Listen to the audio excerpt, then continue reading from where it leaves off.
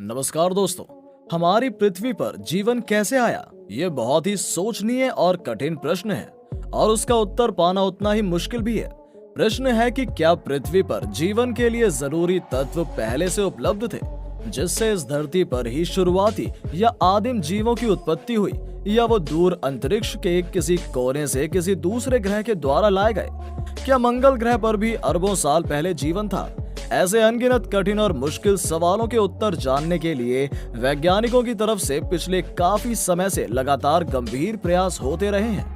इस सवाल ने इस धरती के वैज्ञानिकों को भी बहुत ही सोच और भ्रम में डाल रखा है। मनुष्य सभ्यता के आदिकाल से ही ये सोचता आया है कि धरती पर जीवन कहां से आया, आखिर ये तरह तरह के जीव जंतु कैसे बने, कि पृथ्वी पर जीवन की शुरुआत कब और कैसे हुई, विज्ञान की अनसुलझी पहेलियों में एक है।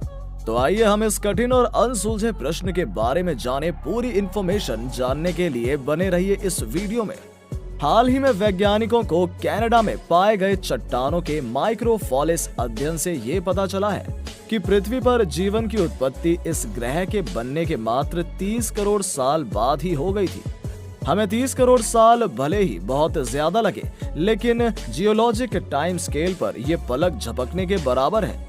जीवन की जन्म को लेकर धर्म विश्वास के चंगुल से मुक्त होकर पहले प्रयास करने का श्रेय प्राचीन ग्रीक के लोगों को दिया जाता है। जीव विज्ञान के जन्मदाता माने जाने वाले अरस्तु के मुताबिक निर्जीव पदार्थों से जटिल जीवों की स्वतः या अपने आप उत्पत्ति हो जाती है।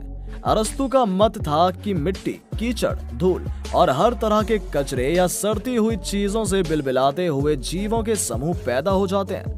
इसलिए हो सकता है इंसानों की भी उत्पत्ति ऐसी ही हुई हो।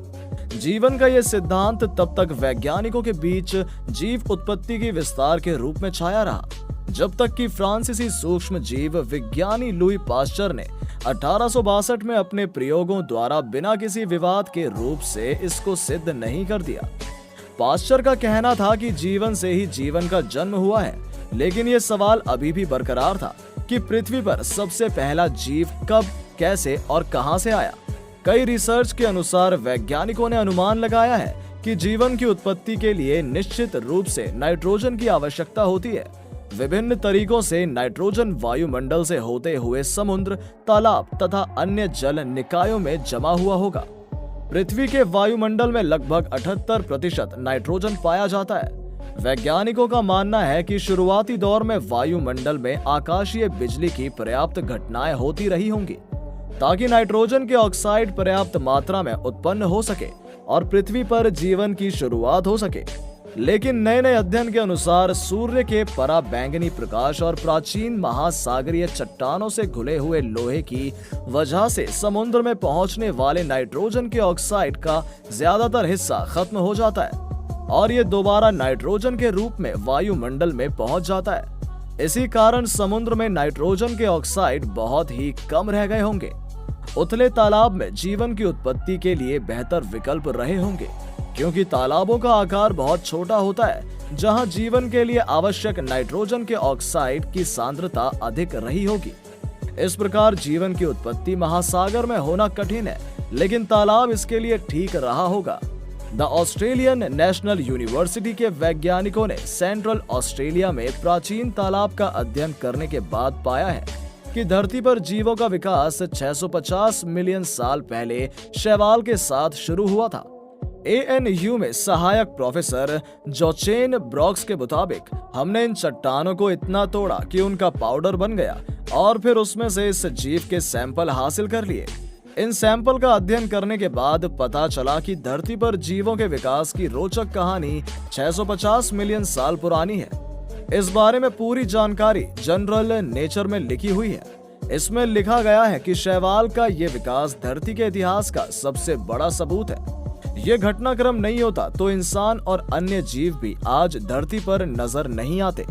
शैवाल के इस विकास से पहले धरती 50 मिलियन सालों तक स्नोबॉल अर्थ मतलब पूरा बर्फीली स्थिति में रही। ऊंचे ऊंचे पहाड़ों के चारों तरफ बर्फ थी। इसके बाद तापमान बढ़ा और ये बर्फीली नदी का रूप लेते हुए समुद्र में समाने लगी। बर्फीली नदी का ये पानी बहुत पोषक था। इससे समुद्र में पोषक तत्वों का स्तर बढ़ गया इसके बाद तापमान अनुकूल बना और शैवाल का विकास शुरू हुआ। आज भले ही पृथ्वी की सतह पर पानी की मात्रा बहुत ज्यादा हो, लेकिन अब तक वैज्ञानिक मानते रहे कि हमेशा ऐसा नहीं था। लेकिन नई रिसर्च के मुताबिक पृथ्वी पर इस तरह पानी शुरू से यानी उसके निर्माण के समय से ही था। हाल ही में नेचर जियोसाइंस जर्नल में पब्लिश रिसर्च के अनुसार वैज्ञानिकों को इस सवाल का जवाब ढूंढने के लिए शुक्र ग्रह का अध्ययन करने के दौरान मिला। कुछ बातों के आधार पर वैज्ञानिक में इस बात पर एकमत है कि दूसरे ग्रहों की सतह पर पानी नहीं है और ये कि जब ग्रह बन रहे थे तब मंगल के पृथ्वी से टकराने पर चंद्रमा का उदय हुआ था। अगर उस समय पृथ्वी पर पानी था तो इस घटना के बाद पृथ्वी की सतह से पानी उड़ गया होगा, ये निश्चित है। दो ही कारण से पृथ्वी पर आ सकता है पानी। किसी घटना के बाद पृथ्वी पर पानी कैसे आया, इस बारे में दो मत हो सकते हैं। या तो हमारे ग्रह पर पानी बाहर से आया, पृथ्वी से कोई ऐसा शुद्ध ग्रह टकराया हो जिसमें बर्फ या पानी हो और वो पृथ्वी पर आ गया हो, या फिर मंगल और पृथ्वी का टकराव ही इतना बड़ा न हुआ हो जिससे पूरा पानी वाष्प बनकर उड़ जाए। क्यों ज्यादा रुचि है वैज्ञानिकों की इस सवाल में कि पानी पृथ्वी पर कैसे आया? क्योंकि पानी पृथ्वी पर जीवन का आधार है, इसलिए वैज्ञानिकों की इस बात में गहरी दिलचस्पी है कि यहाँ पानी आया कहाँ से। इस सवाल का जवाब ढूंढने में सबसे बड़ी समस्या ये है कि पृथ्वी के निर्माण के सारे चिन्ह उसके पूर्ण ग्रह बनने के बाद मिट चुके हैं। फिलहाल पृथ्वी की तरह जीवन के लिए परिस्थितियां किसी दूसरे ग्रह पर नहीं है। पहले विद्वानों को 19वीं शताब्दी तक के पहले इतिहास काल के बारे में बहुत कम जानकारी थी, पर विद्वानों ने उन स्थानों पर खुदाई की जहां पर किसी समय मनुष्यों के रहने की संभावना रही थी। इन खुदाइयों में पुराने बर्तन तथा प्राचीन काल के मनुष्यों तथा जानवरों की हड्डियां मिली। इन वस्तुओं से मिली जानकारी के आधार पर विद्वानों ने इस बात पर प्रकाश डाला कि पूर्व ऐतिहासिक काल में मनुष्य कैसे जीवन व्यतीत करता था। विद्वानों का विचार है कि मानव जाति का इतिहास लगभग 40 लाख वर्ष पुराना है। मानव की उत्पत्ति का संबंध जीव विज्ञान से है। इस उद्देश्य के लिए सबसे महत्वपूर्ण विकास की क्रिया है मनुष्य का अस्तित्व में आना, विकास का परिणाम है। विकास का क्रम के अनुसार व्याख्या करने का श्रेय चार्ल्स डार्विन को जाता है। विकास के बारे में उनका सिद्धांत आधुनिक विचारधारा का आधार बना। उनकी पुस्तक on the origin of spices ने धार्मिक संस्थाओं अथवा न्यूटन द्वारा दिए गए ब्रह्मांड की उत्पत्ति के बारे में विचारों पर संदेह व्यक्त किया। न्यूटन के निश्चित तथा स्थायी वर्गों के स्थान पर डार्विन ने जीवों के विकास के लिए परिवर्तन तथा स्थिर सिद्धांत को प्रस्तुत किया। ये सिद्धांत रुके हुए तत्वों के स्थान पर गतिशीलता तथा विकास के बारे में बताता है। डार्विन ने सभी तथ्यों को इकट्ठा करके ये सिद्ध करने का प्रयास किया कि जीवित पौधे, मनुष्य तथा जानवर सभी प्राणी प्राथमिक रूप से विकसित हुए। जीवित वस्तुएं वातावरण के प्रभाव की वजह से अपना अस्तित्व बनाए रखने के लिए जो मेहनत करती है, उसमें उन्हीं को सफलता मिलती है जो पूरी तरह स्वयं को वातावरण के अनुकूल ढाल सके। डार्विन ने जीव विकास के अनुसार व्याख्या की है। उसके अनुसार मनुष्य विकास क्रिया का सबसे उत्तम प्रमाण है। मनुष्य तथा पशुओं के शारीरिक ढांचों तथा कार्यों में बहुत सी समानताएं हैं। मनुष्य एक स्तनधारी तथा रीढ़ की हड्डी वाला जीव है। उसके और अन्य स्तनधारी और रीढ़ की हड्डी वाले जीवों के पूर्वज एक ही थे। प्रथम वन मानुष को सर्दन एप साउदर्न एप कहा जाता है। वो पूर्वी अफ्रीका में पाए जाते थे। उनमें मनुष्यों की विशेषताएं पाई जाती थी। वो खड़े हो सकते थे।